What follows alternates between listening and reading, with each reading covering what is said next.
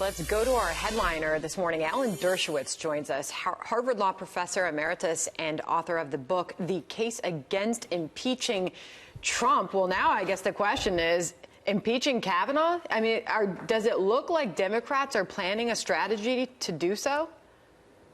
That would be absolutely foolish, inconsistent, and hypocritical. Those who believe that Bill Clinton should never have been impeached for allegedly lying about his sex life are now going to lead the campaign to impeach Kavanaugh for allegedly lying about his sexual and drinking activities back when he was a 17-year-old. It's hypocrisy run rampant. The Constitution would not permit impeachment of a sitting justice for actions he took while a private citizen 35 years ago, nor, I think, would it permit using the laws of perjury, which are very tough. They have to be about a material fact. It has to have been a deliberate lie, not forgetfulness, not a boast, not an exaggeration, but a willful, deliberate lie about a material fact. I think that the Democrats are shooting themselves in the foot. We ought to be moving forward. Let's judge Justice Kavanaugh on his performance as a justice of the Supreme Court. I'm particularly outraged at my colleagues and students at Harvard Law School, those of them who have made it impossible for Kavanaugh to continue to teach there. It's rampant McCarthyism at its worst, reminiscent of what I experienced when I was a student at Brooklyn College in the 50s, where professors were fired because it was suspected that they went 17 or 20 years old. They might have been members or fellow travelers of the Communist Party. We just have to put an end to this. How do you do that, though? And these kinds of vengeance inquisitions have to stop. How do you do that? Well, I mean, obviously, we've come to this point. Does it get worse? Does it get better? What changes? I think the leadership of the Democratic Party has to take control over their rogue members and has to be able to tell individuals like Maxine Waters, who says she wants to impeach virtually everybody for everything, including Mike Pence, that's not what the Democratic Party is all about. The Democratic Party has to become more mainstream. It has to look to the future. Look, the Democrats lost this election. The president was going to appoint a conservative. If it wasn't Kavanaugh, it would have been some other conservative, maybe somebody even to the right of Kavanaugh. And the idea of searching for reasons not to confirm and violating all kinds of due process. And now comes the ACLU, which puts money before principle. And my question to the ACLU is, how are you going to appear in front of the Supreme Court now? You've clearly alienated at least one of the justices, maybe even more. I think the ACLU has lost its credibility as a litigation arm of the progressive cause, and they may have to recuse themselves when they come in front of the Supreme Court. This has become a total mess, and we have to begin to move forward and not take revenge for past losses. You have written a fascinating op-ed on foxnews.com, and I would urge our viewers to read it. You say you're a liberal Democrat. You'd like to see Democrats take back control of the House. If that happens, that's right, Gerald Nadler becomes chairman of the House Judiciary Committee, where articles of impeachment would originate. Listen to what he says. This has got to be thoroughly investigated. I hope the Senate will do so. If he is on the Supreme Court and the Senate hasn't investigated, then the House will have to. So what would be your advice to Representative Nadler? Well, first of all, do not move toward impeachment. He hasn't mentioned the I word, impeachment, yet. As far as an investigation is concerned, let the investigation be about the confirmation process. Let's have a bipartisan investigation and see if we can improve the process.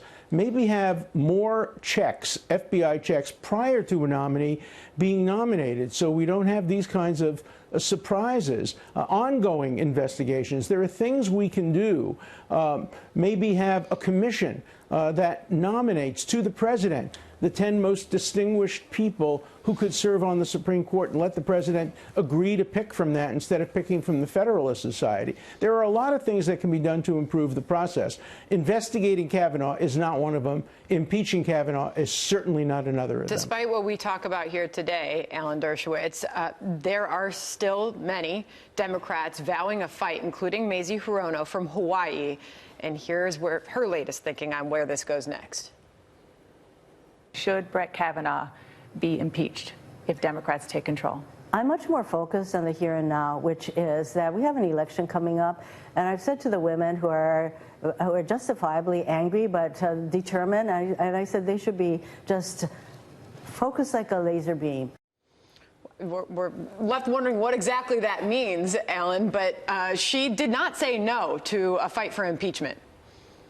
Look, I think she's right. I think Democrats should focus. I think they should try to take over the House. That becomes an important part of our system of checks and balances. If the Democrats can take over the Senate, then they will have enormous influence on the next Supreme Court nominee.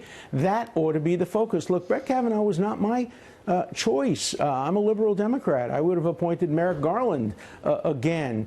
But the Democrats have to be wise and sensible and just and moral and not violate due process and civil liberties in an interest of wreaking revenge on a loss that was in large part self-inflicted by extremists within the party.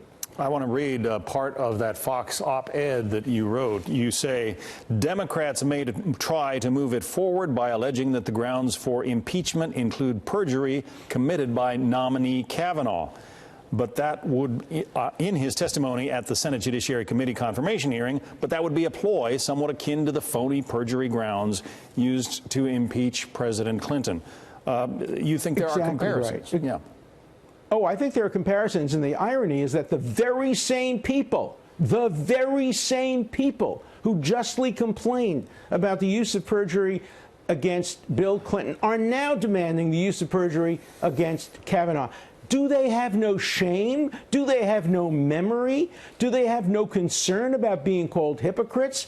Is it really the case that if the shoe is on the other foot, the principle goes out the window? Shame on Democrats who would apply the same principles that they opposed when Bill Clinton was impeached to impeach a sitting justice of the Supreme Court. Shame on them. Professor, I think it was Mazie Hirono, who we heard from just a second ago, who also said that now looking forward, Brett Kavanaugh's time spent on the Supreme Court will be tainted, was a word she used. She said there will always be an asterisk next to his name.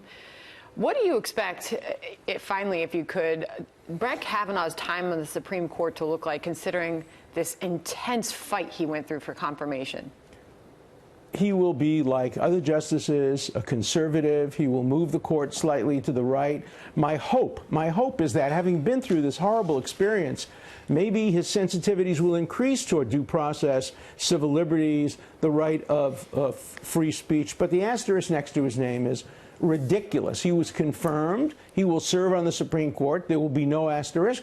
He will be judged like every other justice. I will agree with some of his opinions. I will disagree with others' opinions. I'll write op-eds criticizing the opinions I disagree with. That's the way our system of checks and balances should operate. I know that you also said in that op-ed, an investigation into 36-year-old charges against a sitting justice would be an abuse of the powers of Congress. Incredibly strong points you make. Such an investigation, you write, would simply be partisan payback for Kavanaugh's confirmation. Professor Alan Dershowitz, thank you. Good to start off the week with you. Thank you.